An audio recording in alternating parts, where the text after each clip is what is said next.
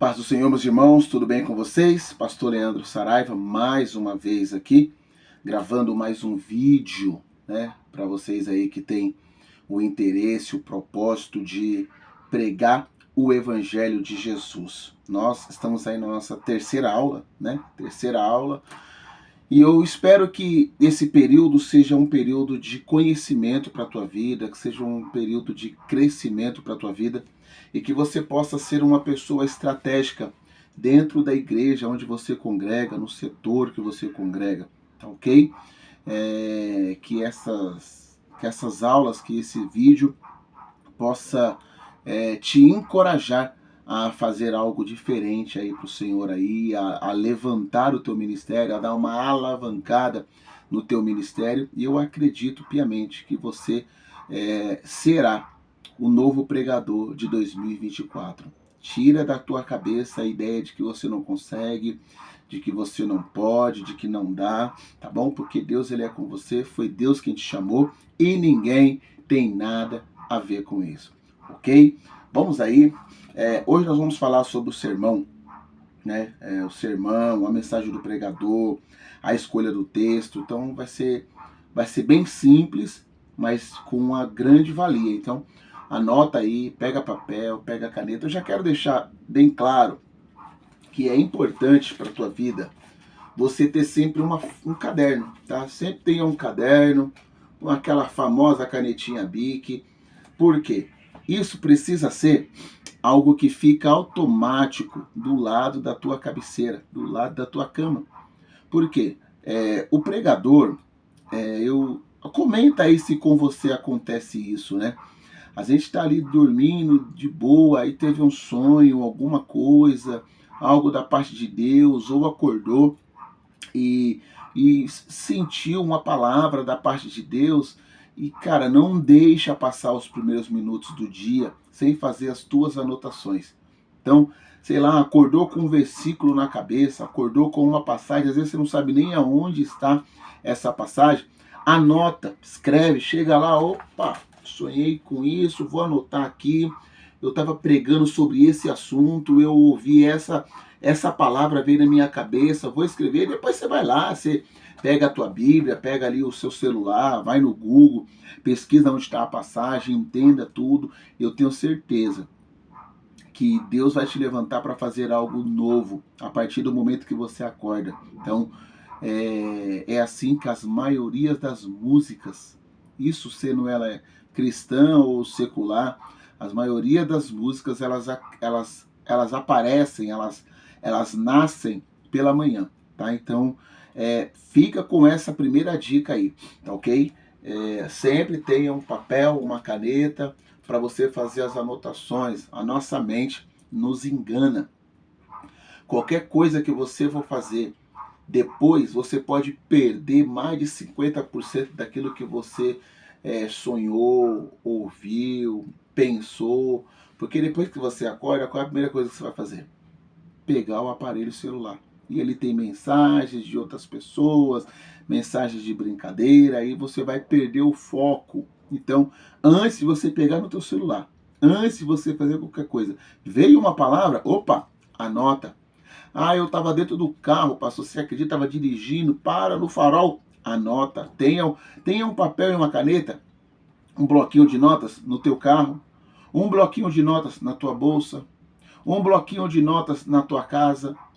Se você trabalha e você tem lá um lugar lá que você guarda suas coisas, tenha um bloquinho de notas ali também. Não custa, o papel e caneta nenhum patrão vai te proibir de ter. Então, tenha sempre do teu lado, tá ali fazendo um trabalho, de repente, poxa, veio algo na minha cabeça, deixa eu fazer um rabisco aqui. Rabiscou, escreveu ali, depois você vai trabalhar em cima de tudo isso. Beleza? Hoje nós vamos falar sobre o sermão, tá? Coisas importantes que você precisa entender sobre o sermão. O que é o sermão? É a planilha que você vai estudar, que você anotou, tá? E aí você vai pegar os pontos principais, as coisas interessantes, partindo de um texto, e você vai trazer para cá. Isso aqui é tudo o que você vai falar, porém resumidamente. Então, por exemplo, você vai falar sobre água. Você não precisa falar todos os componentes da água. Só de você colocar no teu sermão água, sua mente vai entender que aquele momento é de você falar sobre água. Próximo assunto, fogo. Você vai entender que o teu assunto próximo agora é o fogo. Ah, eu quero falar sobre o ar. Ah, então você vai entender que o teu próximo assunto é o ar. Então, dentro disso, isso é um sermão. Então, dentro do sermão que você montou aqui, você vai trazer uma mensagem para as pessoas que precisam ouvir a palavra de Deus. Então, vamos lá. O primeiro passo, o sermão precisa combinar com você. Todas as pessoas têm um estilo de vida, uma forma de viver, o jeito de falar. Então, todo ser humano tem isso. Então, isso é normal na vida de todo ser humano. E o seu sermão, ele precisa combinar com você. Ele precisa combinar. Tem que haver uma combinação. Não é textos bonitos, não é palavras bonitas. É o seu sermão, ele combinar com você. Quem passar pela rua e te conhece, sabe que é você que está pregando. Conhece o teu estilo de pregação. Eu vou dar só uma fala aqui sobre o estilo de pregação. Por exemplo, tem pregadores que são pentecostais, na linha mais do avivamento, traz mais avivamento, mais línguas estranhas, mais profundidades. Então, beleza. Ah, o meu estilo é tradicional, então o seu estilo é mais tranquilo. Então você tem uma fala mais tranquila. É muito estranho para um pregador pentecostal trazer uma mensagem tradicional. É muito estranho. Ele consegue? Consegue. Mas é uma coisa que meio que não combina com ele. Todo o auditório, às vezes, vai até entender o pregador, a mensagem que o pregador está pregando, só que o pregador vai sair do púlpito pensando, poxa, eu não gostei da mensagem. Não sei se já aconteceu com você, já aconteceu comigo, deu para eu não gostei da mensagem, faltou isso, isso, isso e isso. Só que no final, alguém chega e fala, meu Deus falou muito comigo. Por quê? Primeiro, Deus tem compromisso com a tua palavra, não é com o pregador. Tá? Então, se Deus tem compromisso com a palavra, quem manda é a palavra. Mas cada pregador tem um estilo, tem um jeito de pregar, tem uma forma de pregar. Por isso, o seu sermão precisa combinar com você. A pregação é o trabalho mais importante do mundo. Mundo, pensa mundo, planeta. O pregador, a mensagem é a mais importante. O trabalho que ele faz é o mais importante. Por quê? Porque nós falamos de algo que estamos aqui, mas não somos daqui. Então, é um assunto muito mais profundo, ao ponto de ter que mexer com a fé das pessoas, de ter que mexer com o acreditar das pessoas. Então, é um trabalho muito importante. Você acha que trabalho importante é o que eu faço com hidráulica? Você acha que o trabalho mais importante é quem trabalha com elétrica? Você acha que o trabalho mais importante é quem trabalha na NASA? Você acha que o trabalho mais importante é quem trabalha na ferrovia? Não, não. O trabalho mais importante é a pregação. E você foi chamado para fazer esse trabalho que é de suma importância. De suma importância. Ok? O sermão deve produzir vida. Ei, olhe para cá. O sermão precisa produzir vida. Tem gente que ele perdeu a noção das coisas. Tem pregador por aí que já perdeu a noção do que é pregar. Porque a pregação não é para atacar ninguém. Até porque quando eu ataco alguém, eu estou sendo atacado. Ah, mas o cara pecou, eu também peco. Ah, mas o cara errou, eu também erro.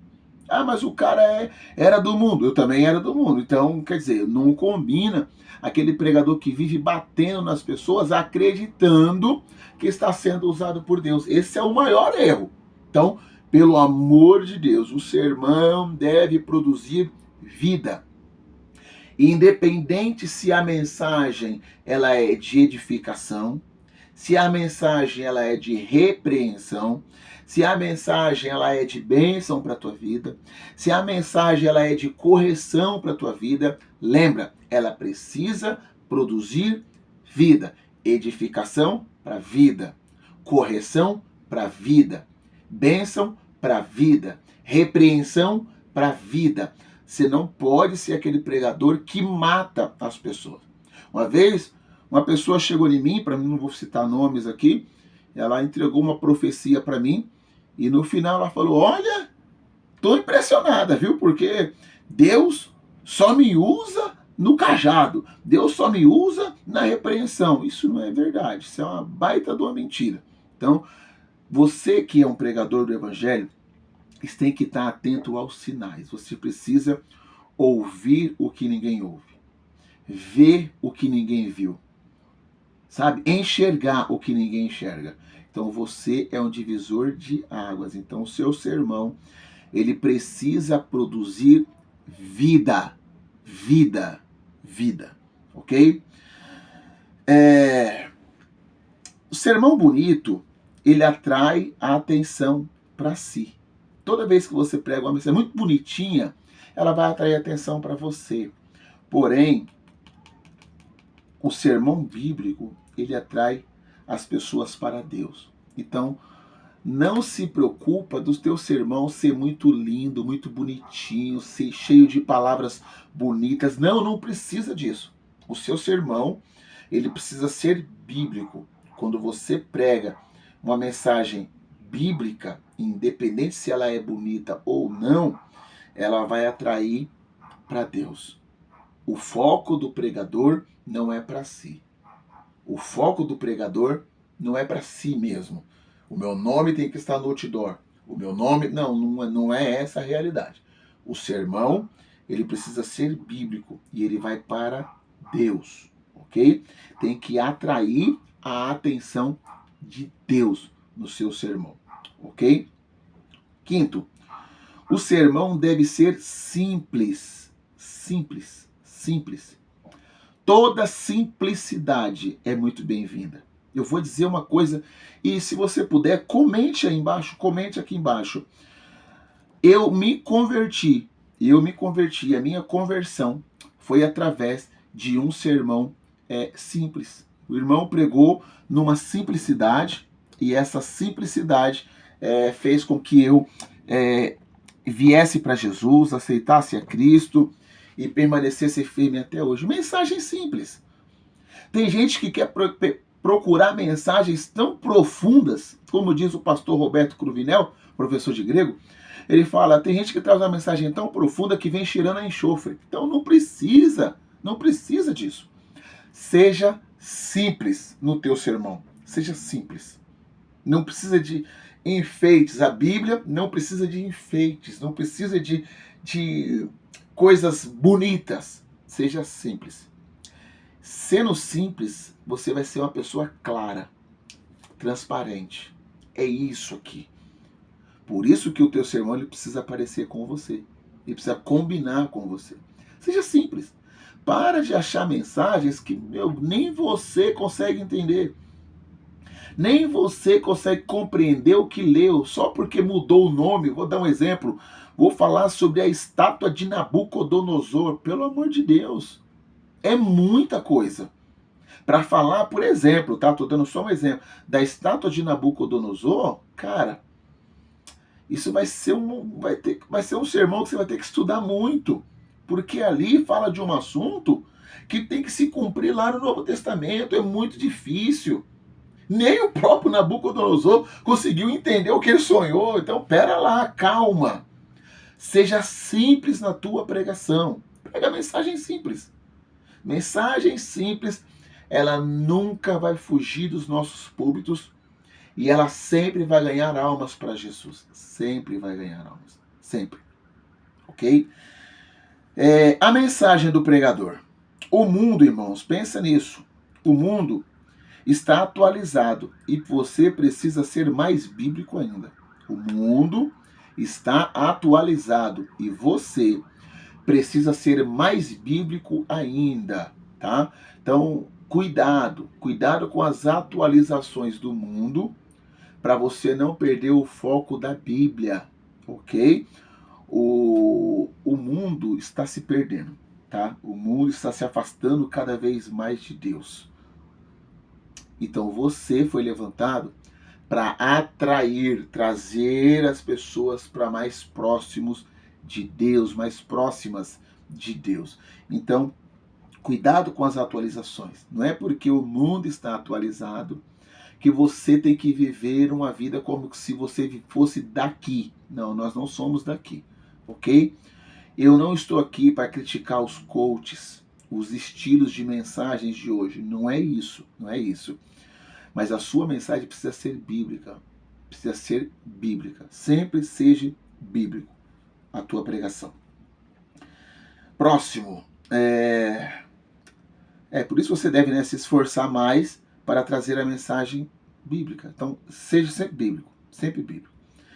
Terceiro, os judeus liam textos longos e explicavam. Eles liam textos assim grandes. A Bíblia diz que eles abriam um rolo, que a Bíblia antigamente não era assim, igual essa que a gente tem hoje. Ela era um rolo, né? E eles abriam, liam aquele texto longo. Às vezes o texto era longo, porque tinha que finalizar toda a história, todo o contexto ali. E além deles ler todo o contexto histórico, eles explicavam o contexto histórico. E isso é interessante, tá? Por que isso é interessante? Porque eu falei que os judeus liam textos longos e explicavam. Aí vai aí 4 pontos para você entender. Uma boa leitura dá ao pregador autoridade. Dá ao pregador autoridade. Então seja limpo na sua leitura bíblica. A pessoa vai ler lá João 3,16. Ele fala, abre a tua Bíblia, João 3,16. O camarada, o que vai ler, o que vai abrir a Bíblia, o que está pedindo para as pessoas abrir a Bíblia, está lá em Gênesis ainda. Ele está procurando, aí fica assim, ó. Onde que está? Já perdeu a autoridade. Já perdeu a autoridade. Sempre tenha uma folha, por exemplo, se vai ter oportunidade ou não, mas sempre esteja preparado, coloca ela do lado assim, ó.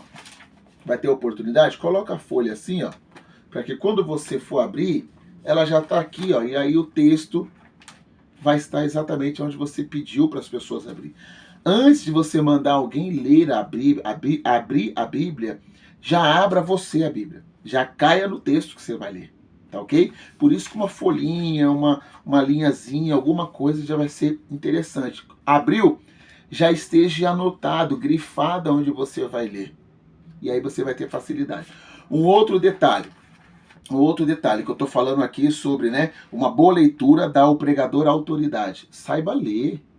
Já pensou? João 3,16. Aí você abriu lá, com muito custo, chegou no Evangelho de João. Toda vez que eu falar João, sempre você fala, ou você está lendo o Evangelho, então é Evangelho de João, ou as cartas de João. Então você tem que tomar muito cuidado quando você fala João, porque João é o quê? É as cartas ou é o Evangelho?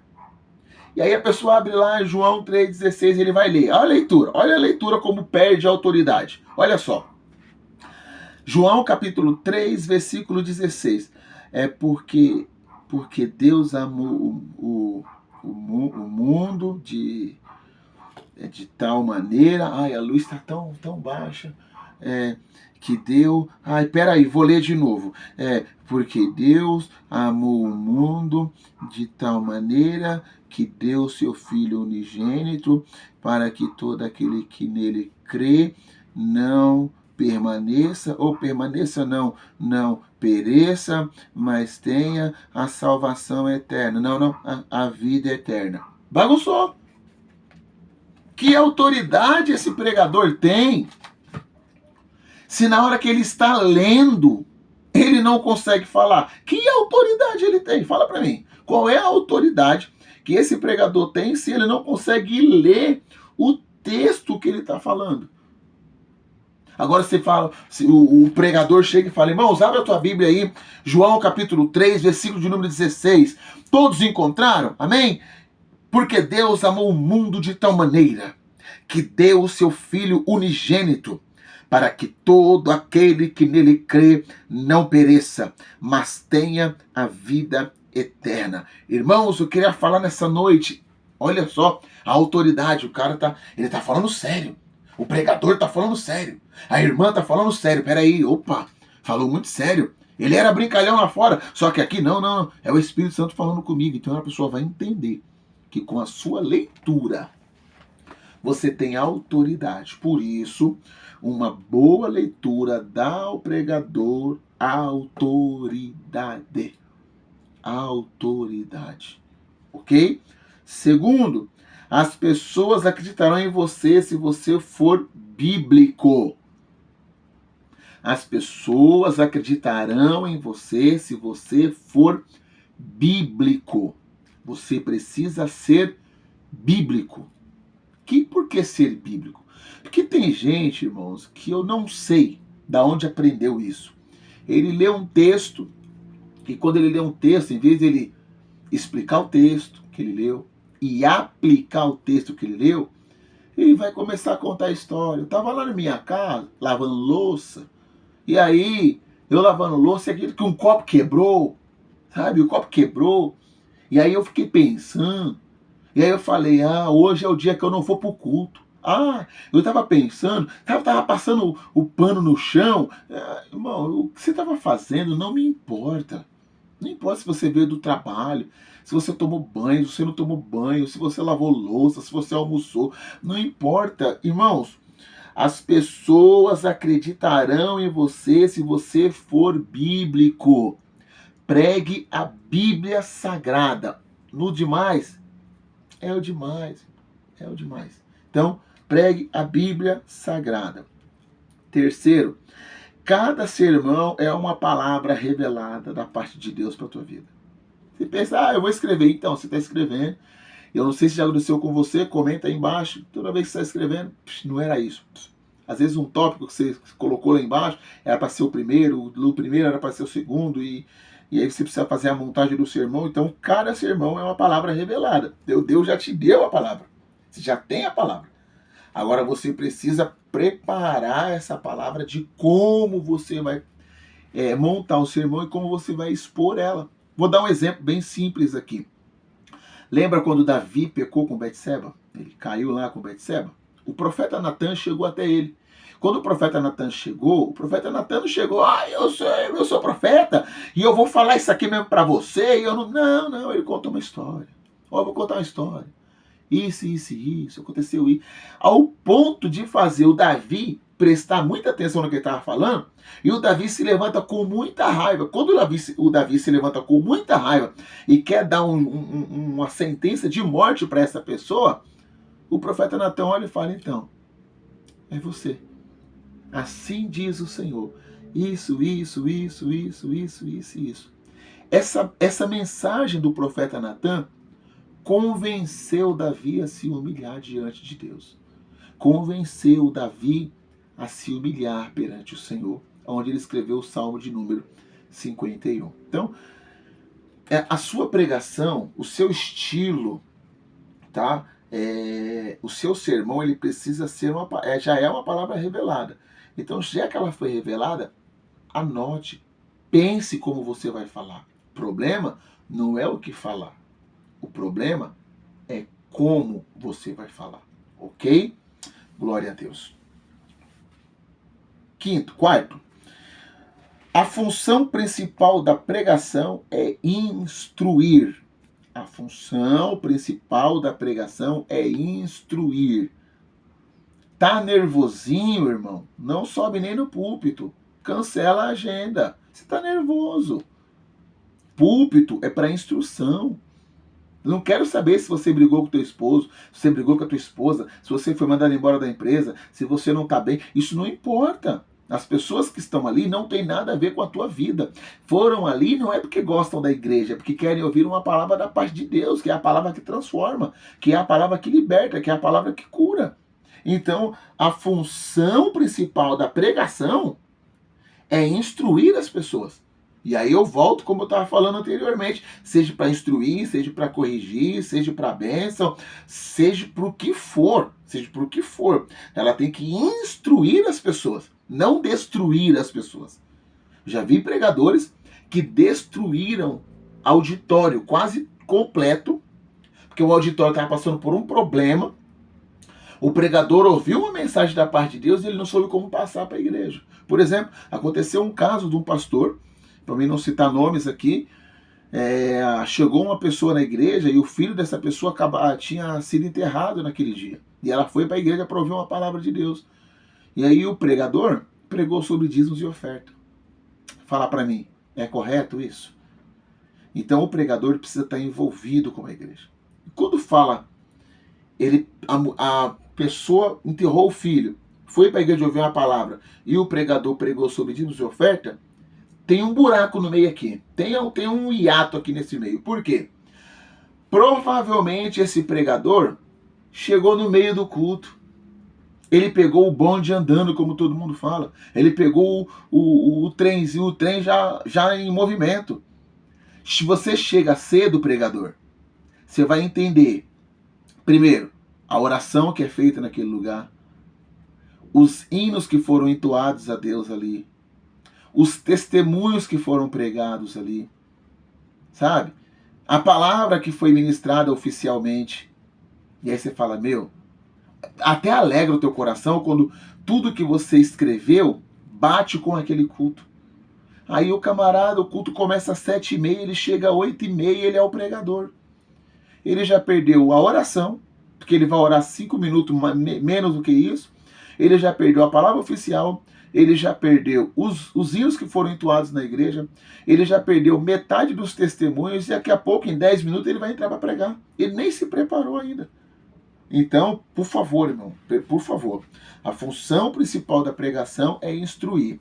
E se você quer instruir, seja sempre o primeiro a dar o exemplo. Você precisa dar o exemplo, ok? Beleza? Escolhas do texto. Escolhas do texto.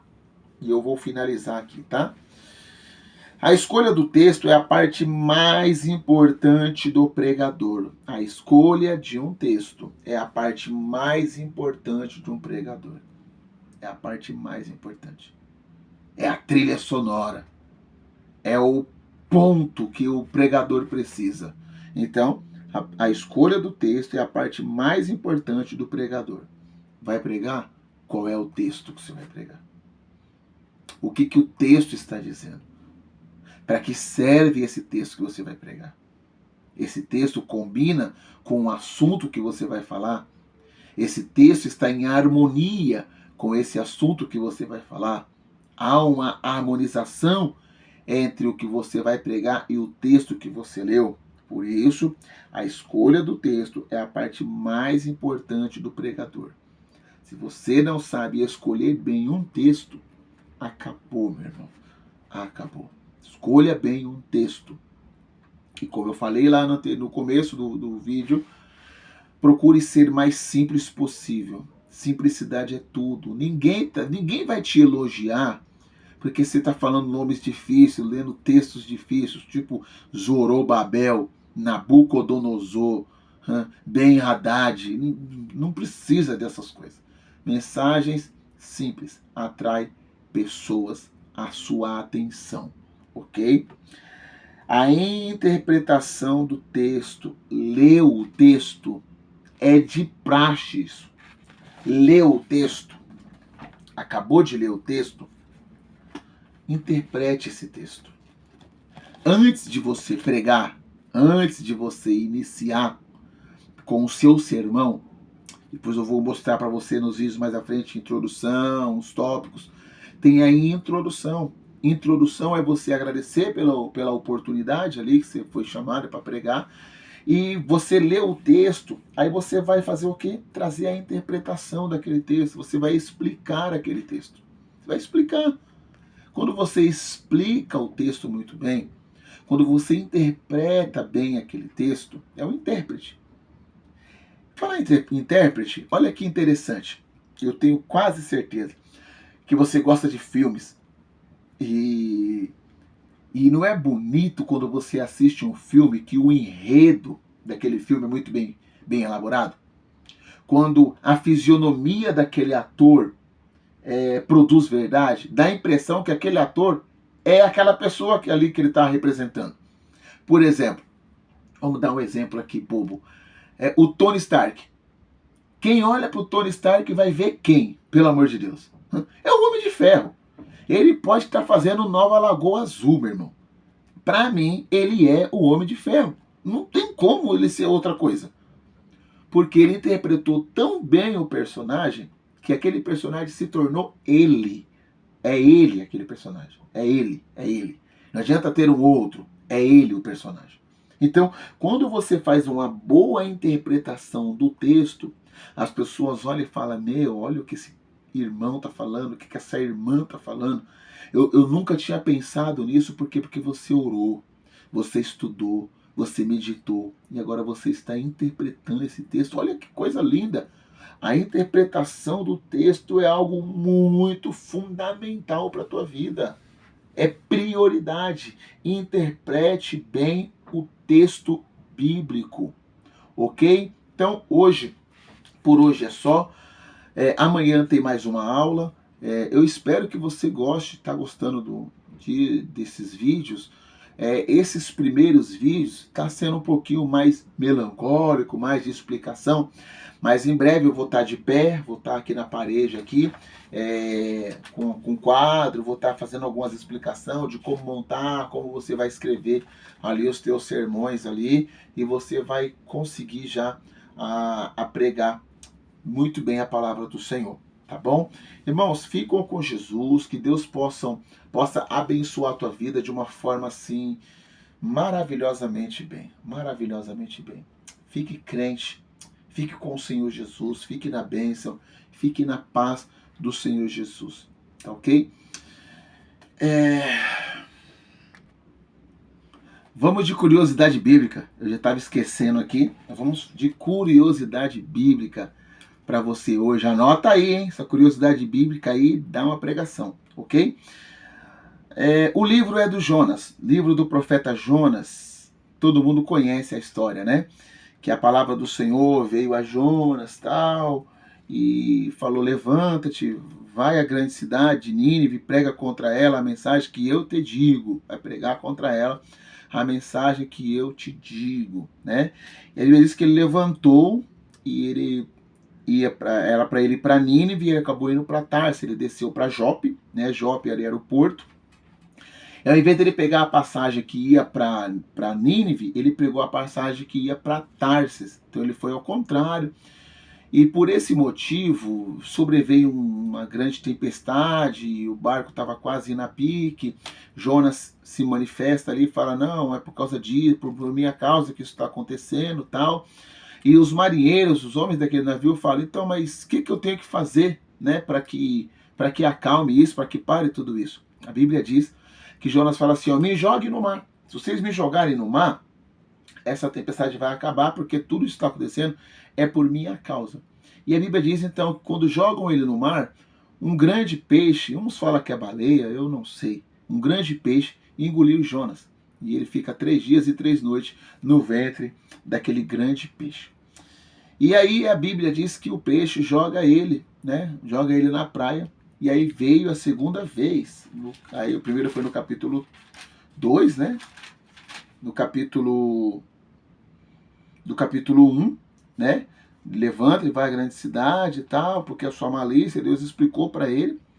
E aí no capítulo de número 3, ele vai levantar e ele vai ir novamente. Deus vê, e no capítulo 3, no versículo 1, diz assim, ó.